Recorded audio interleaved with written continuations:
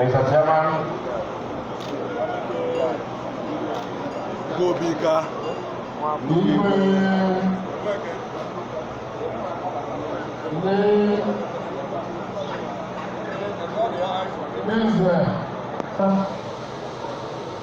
Ojúlọ kíkìlú Òbíọ́lá Ọ̀mọ́dì Ọ̀jọ́má lóògósì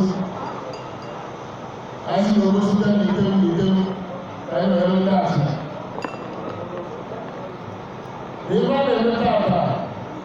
the Ofala Festival of Igwe Emeka Obiora, an important event in Igbo culture. It is an event that shows that our leadership and the people continually reaffirm our loyalty to each other at the Ofala Festival. Even after the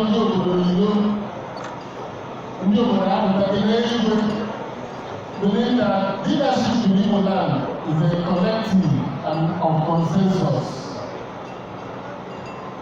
Where I say that not the Igbo president, as the social Igbo Osa. So that's the data when we leave Igbo when we are to the same as for woman. We still have to the same like you. Make a man to you, but you can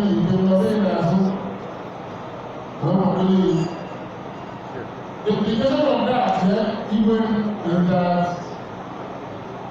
you must not forget that when you go forward, you look backwards, so that you are sure that the people are with you, as they have reaffirmed today.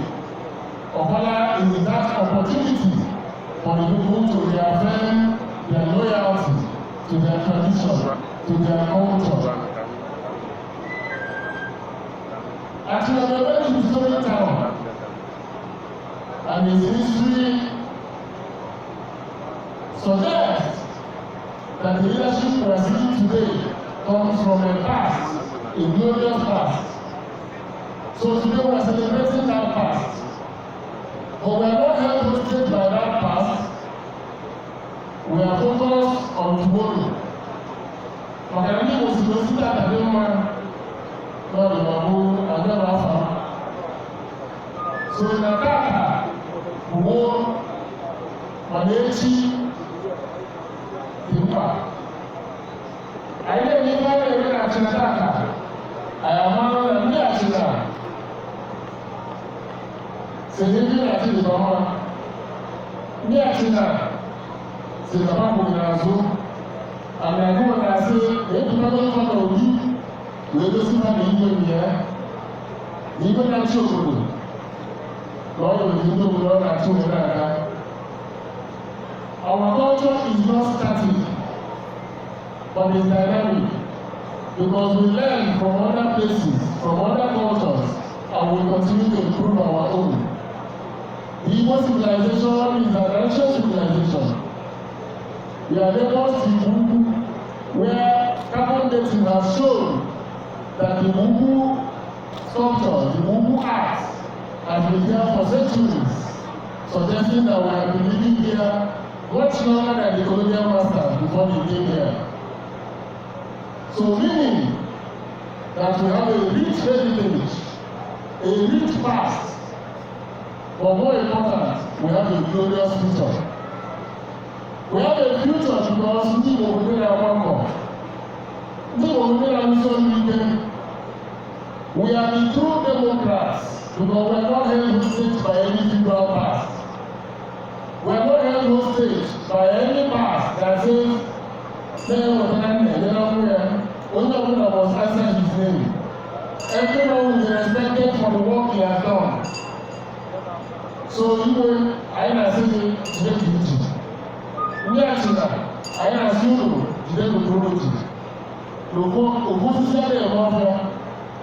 Ee jìkọ́ àti ìzọ̀rọ̀, ó ti bàjẹ́ àfẹ́ àrùn.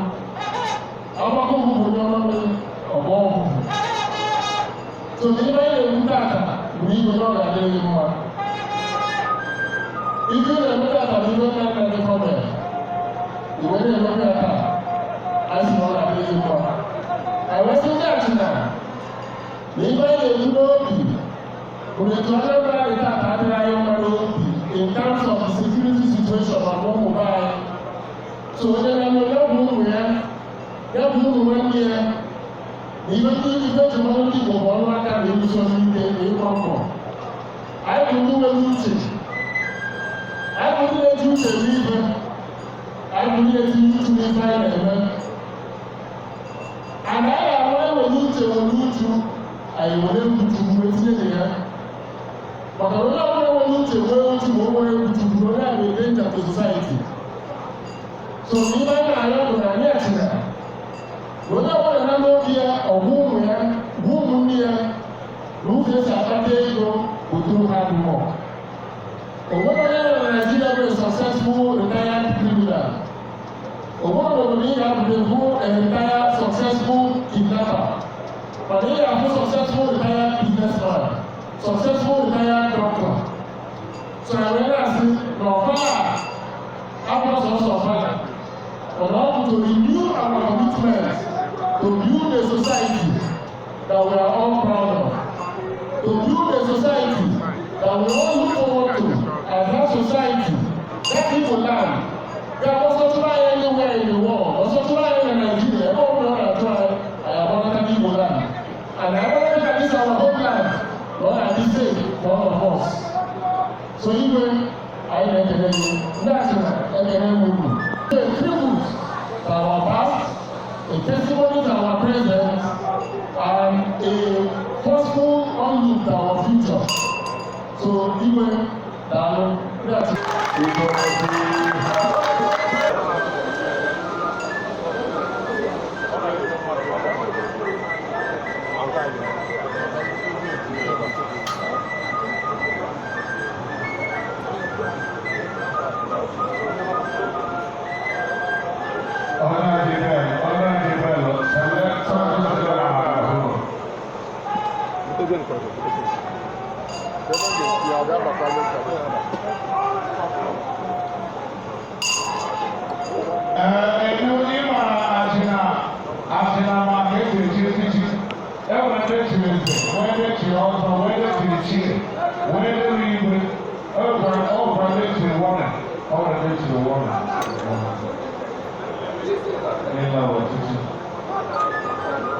let's move forward to the next item.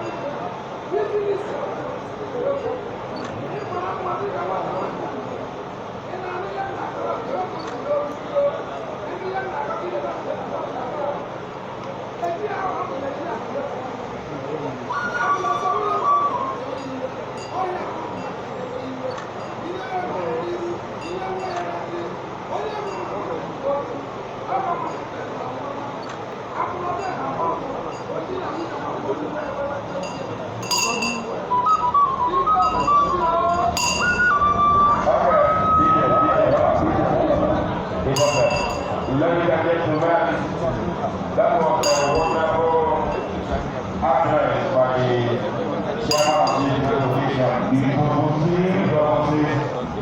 Let's go to another program of the day. Ladies and gentlemen, the SDK will come up.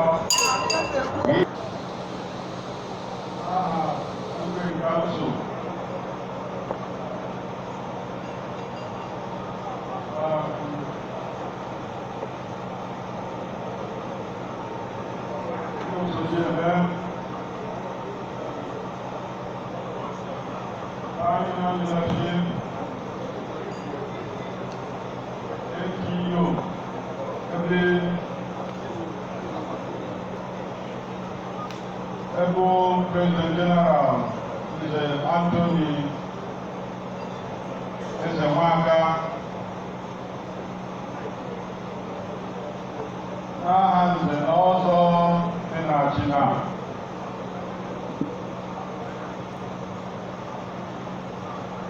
Thank you very much. No. You can listen. Igwe ìgbàsó mọ́sí láti ara sọ́nù náà.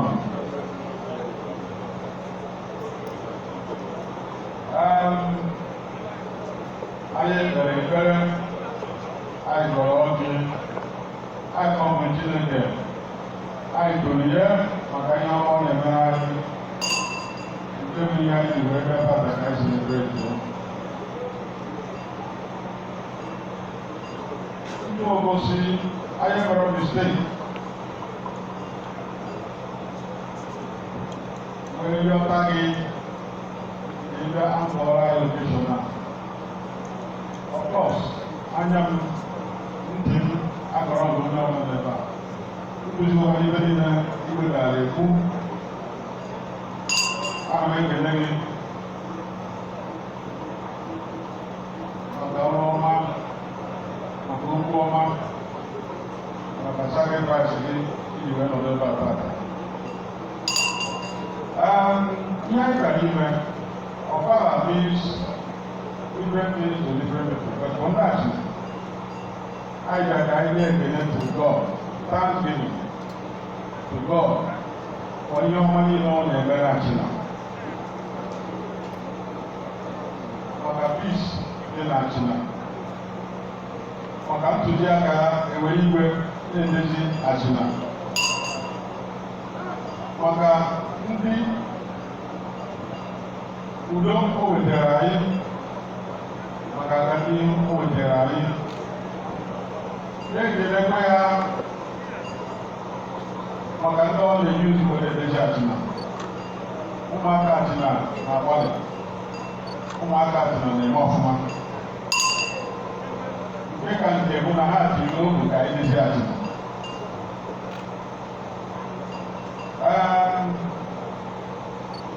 yes. Obodo na-ekwugo na omenala ndị nwa obodo ahụ mgbe ọ na-ekwu achịnechi obodo gome a na-ekele Chineke maka ya na-ekelekwazị ndị a ikwu wepụta wee na-emezi obodo ahụ wee na-asị nke ọ ga-emere anyị ka aka dị o megoro anyị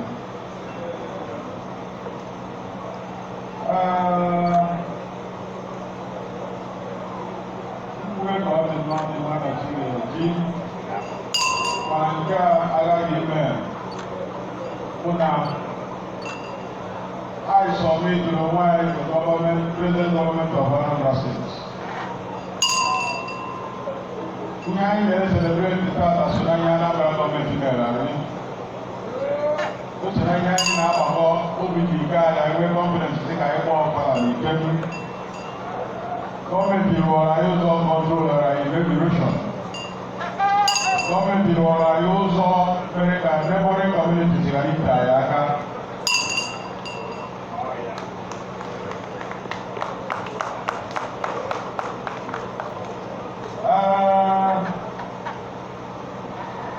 And anyị nwere olileanya na ihe ọ ka ga-emere anyị ka aka ndị o megoro anyị.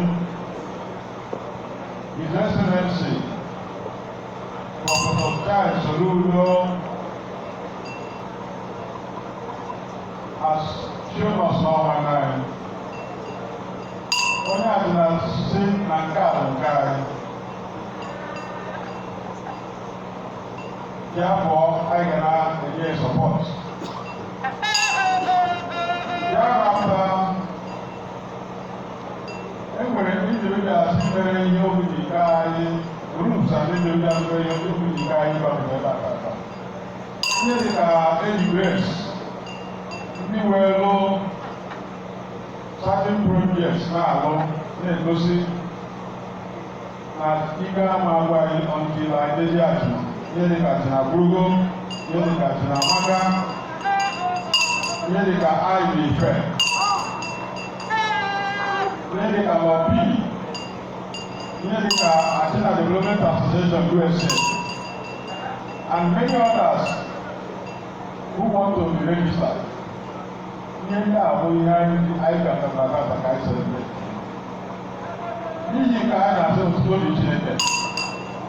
Yes, ebe bụ ntụziaka Chukwu o nwere ihe ọma dị possible.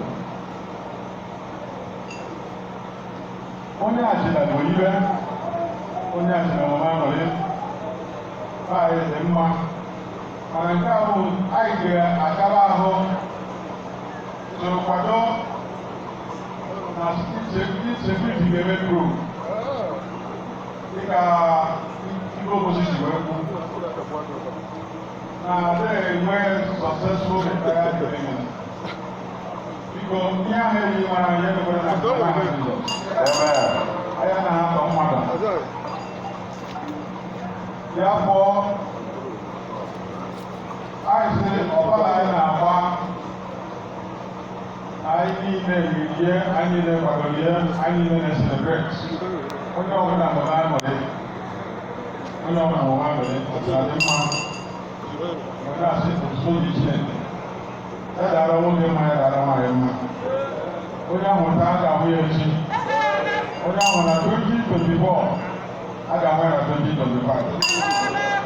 When I want to go on Pala, I even now, and I'm more like a 6 years coming. When life assurance, when I want to have a less than 6 years. Me, I take a very long of the year that all the man. Well, when I was a Ghana, why did Ghana, Ghana, you don't have business. Don't you want to do the one? I don't know. Sorry, you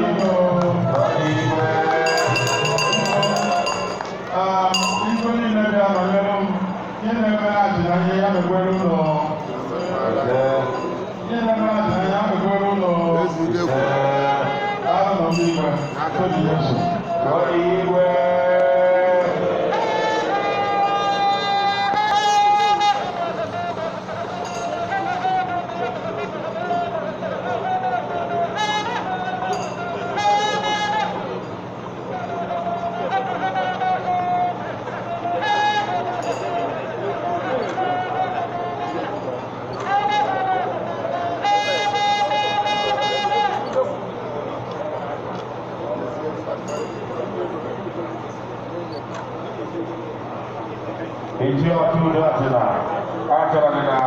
My father was saying, $150 million.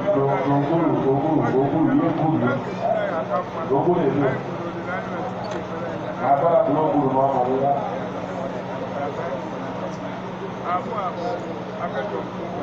I think good as I could go right now, but maybe I told you.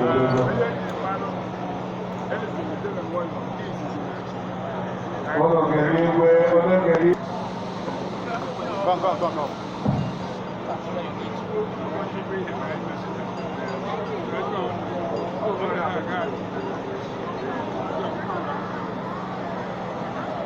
You take your time, you think that we already behind the shadow.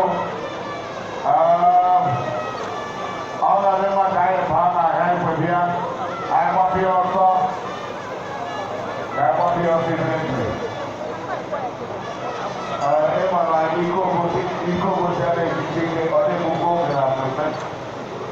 Thank God I have this kind of person here.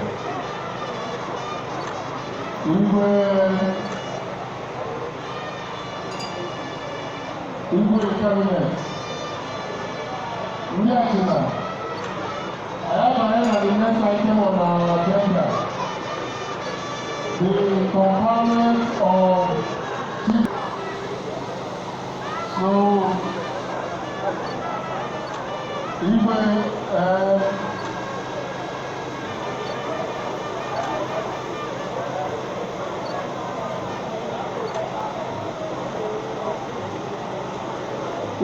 I am not a component of different titles. So, I only got coordinated the event to take forward the different titles, either as an nationality or by any traditional ruler. It's a mark of distinction and a mark of honor, which is reserved. So let's proceed. Because I cannot walk over the program. Chairman and Google that we are I got that this item all the very sacrosanct I get me a hold of. That's all the matter.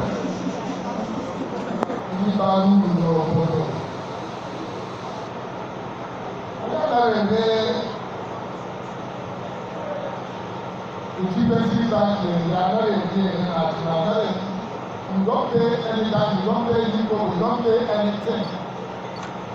I know the data is on the company to produce from Brunei and Namon.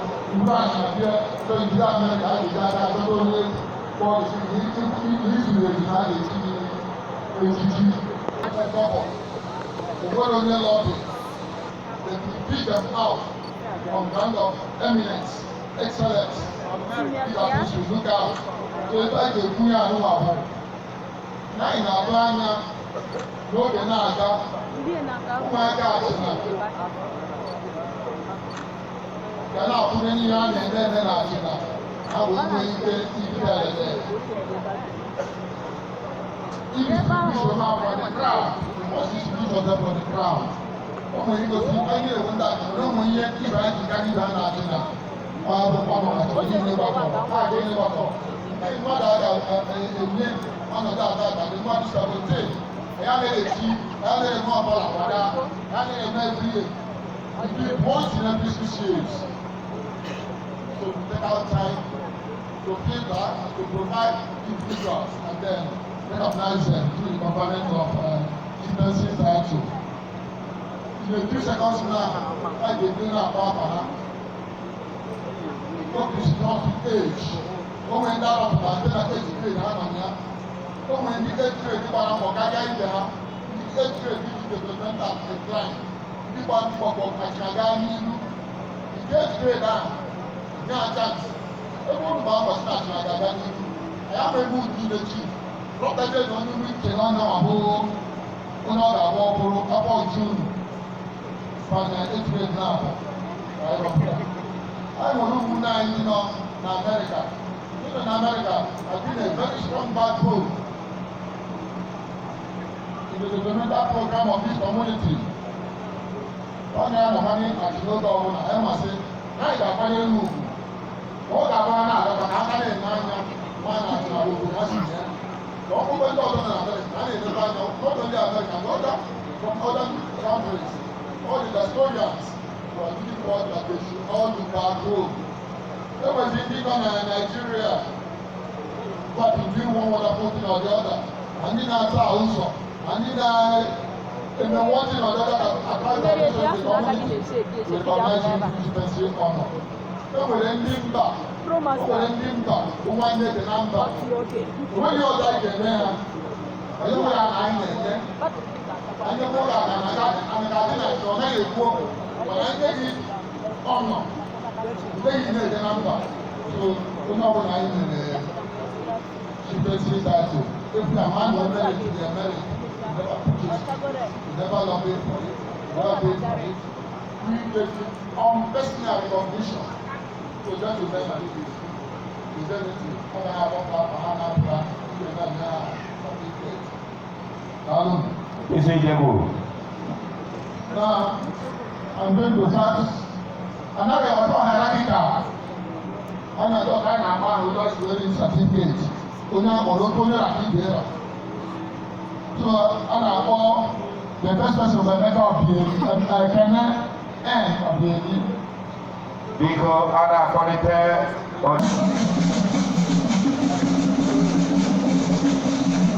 engineer here is battery.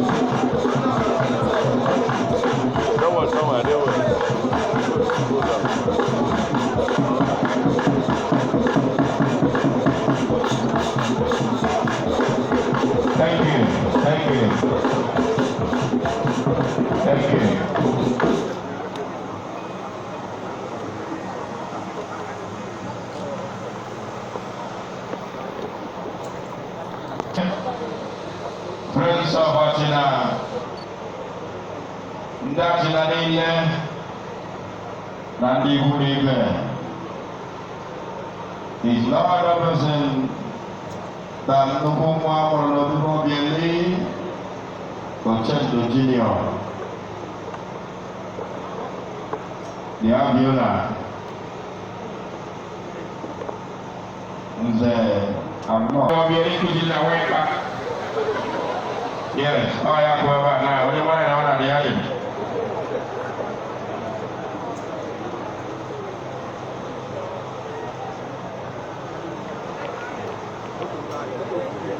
The Senegal Dolphin Pharmaceutical.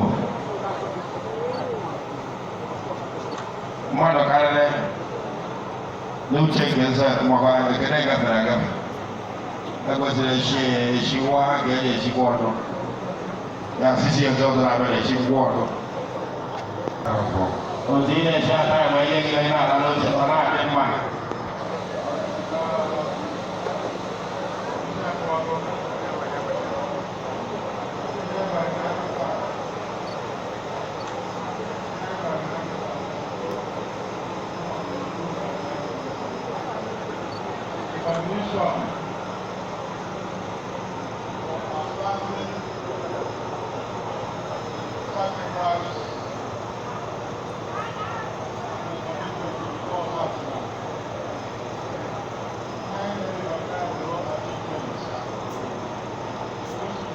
The community.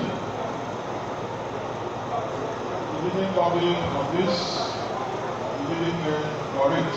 So to that extent, I got over 100%. Here, he already qualified to do so or not.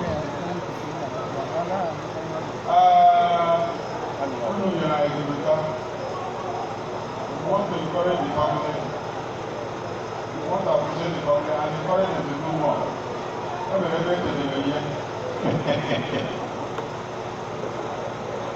I'm going to get to the year.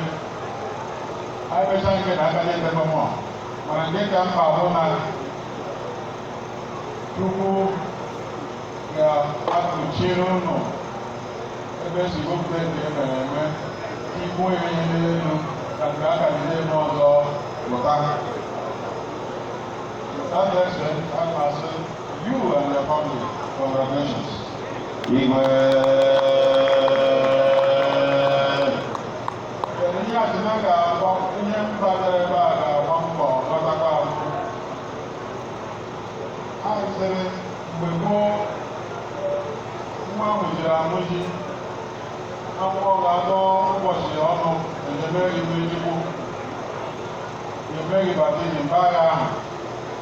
So the more you have that is there are poor Anna. What are Amoro? Even after 3 months, where I got one and I hate about so some way I can say, oh no, I got so honored. I might have the same I got honor. I can keep the guy hanging out on your own. So to that extent, I want to call you. If I have a time, I'm going to be a problem. I'm going to have a time.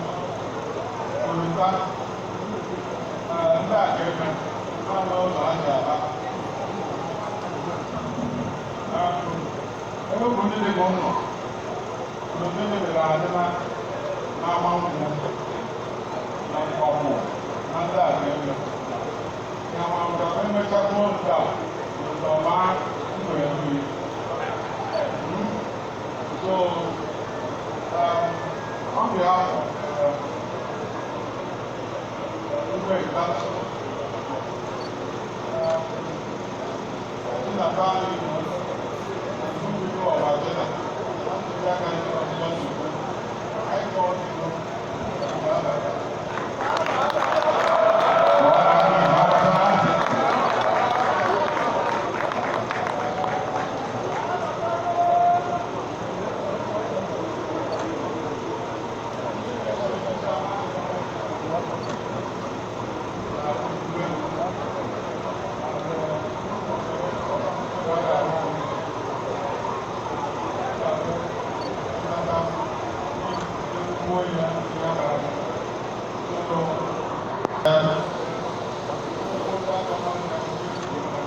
ise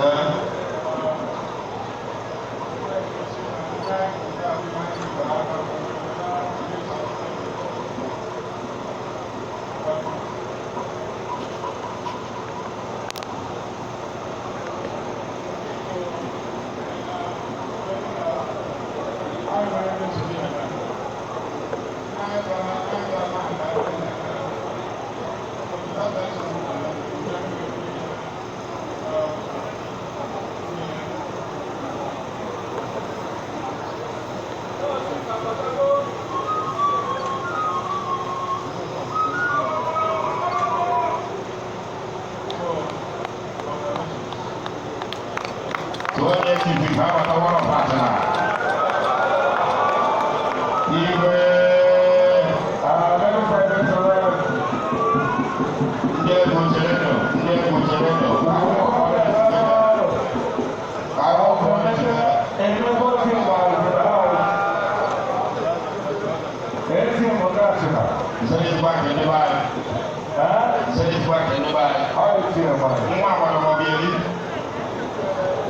someone will be in somewhere. And one of those things while he's in the house.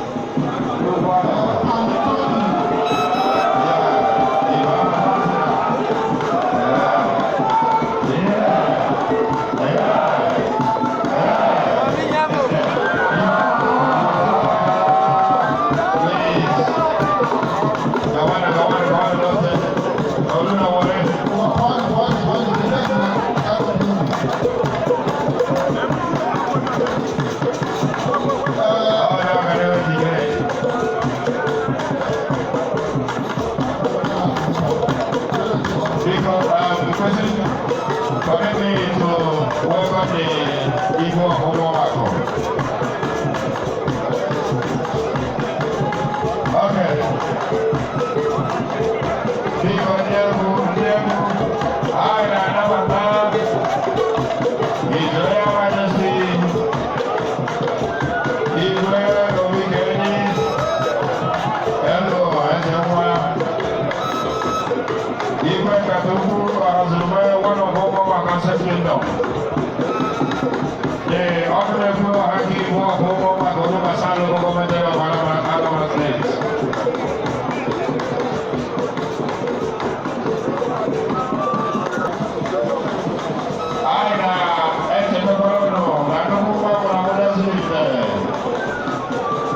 Dr. Anthony Obele, Jana Sumwa, Iwana Sumana Japan.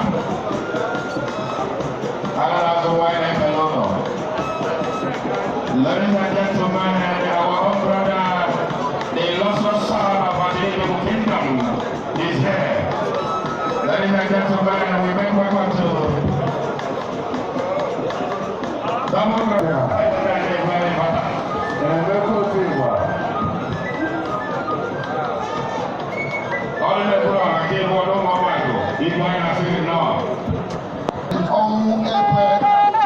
Anthony Chidi Ọmụ Ekwe pụtara ozugbo.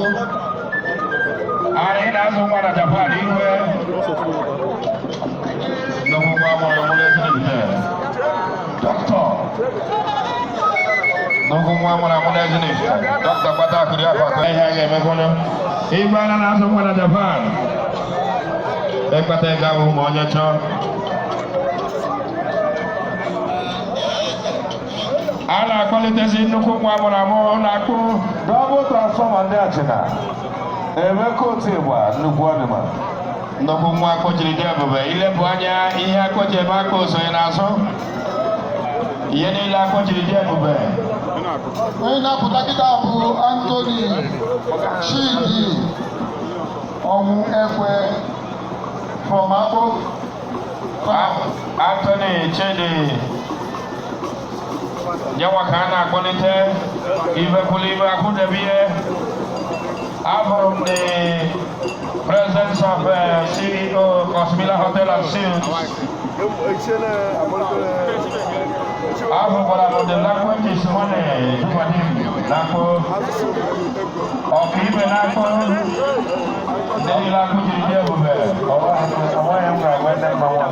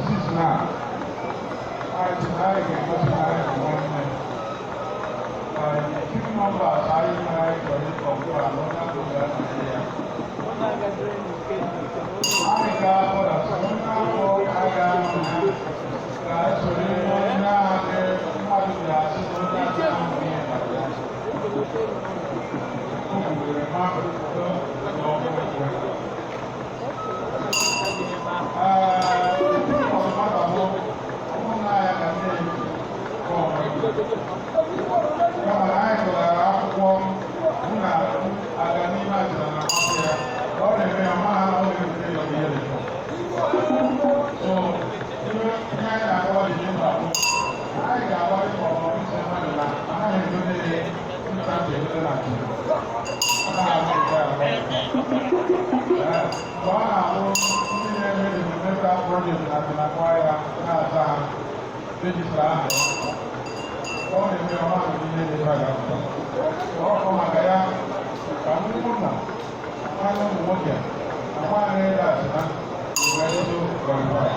Ụda na-ese na-esi ikuku ọma ụmụ anya anyị ikuku ọma ha oge atọ atọ Ise. Congratulations to you, I have a other than that, I give a lot of so I'm not taking a permission.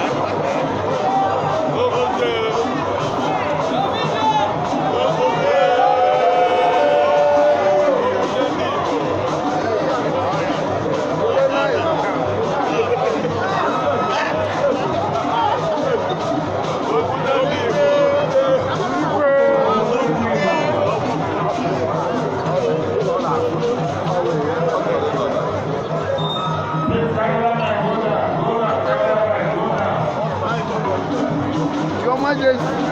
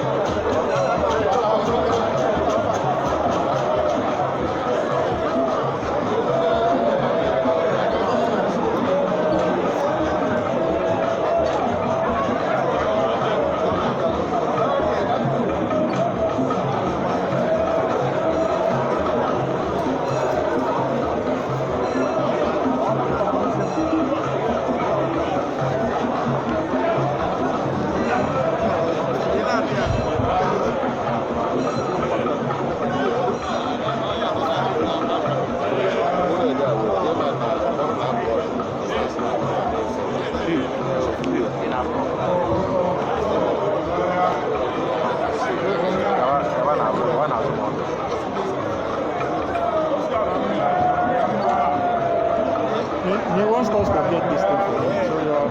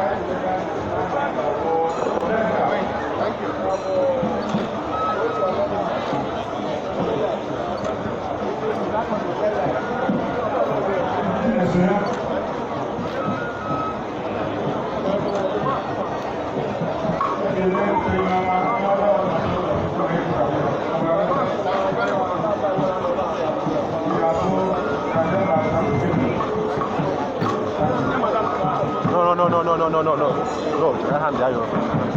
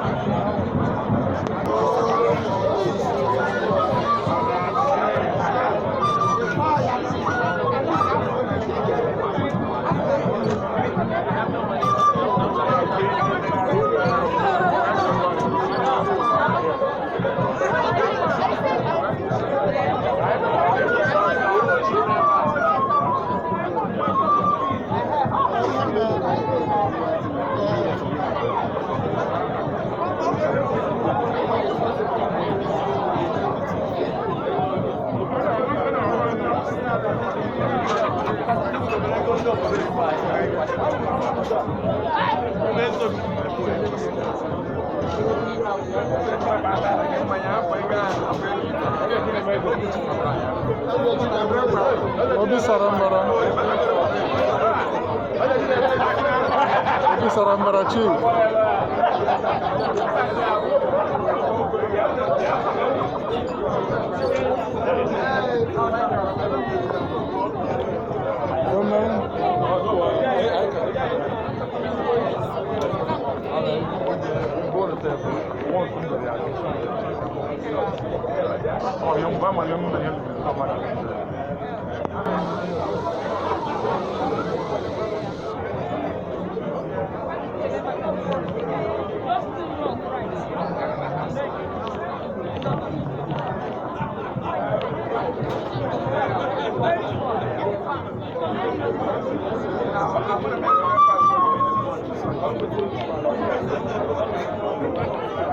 He knows my house. I told him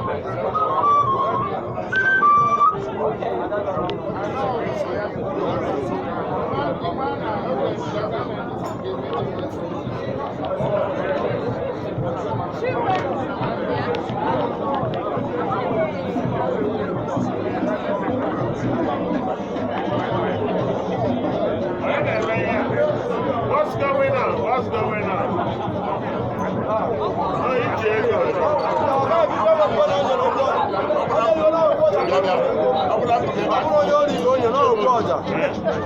Baba Chelu!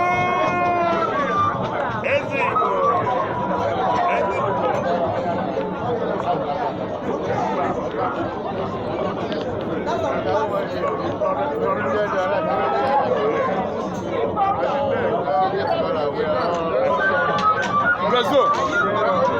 Quem que é, né? Dorabieri.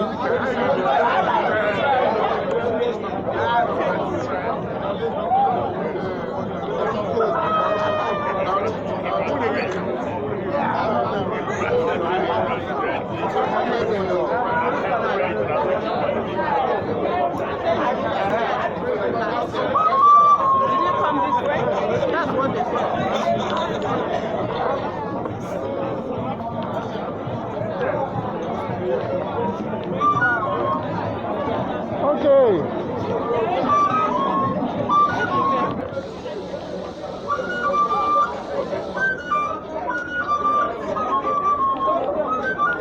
Ichi onwa demude. Ichi achara.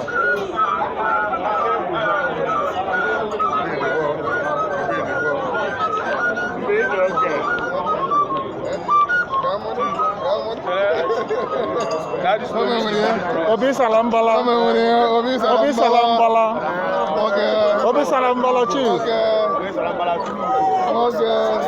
Obi Salambala Chief.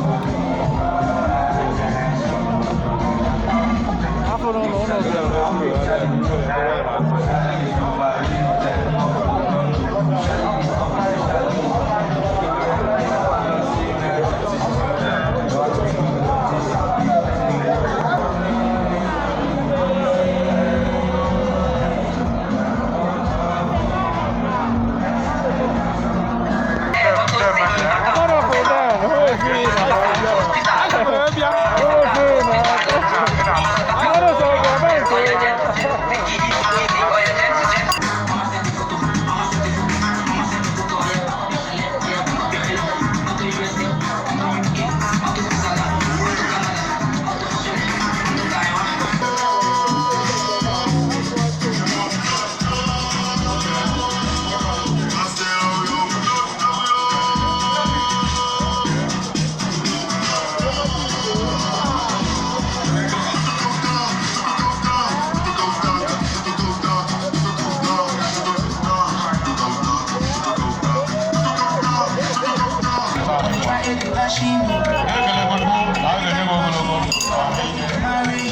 Saya dengan muda, saya dengan organik.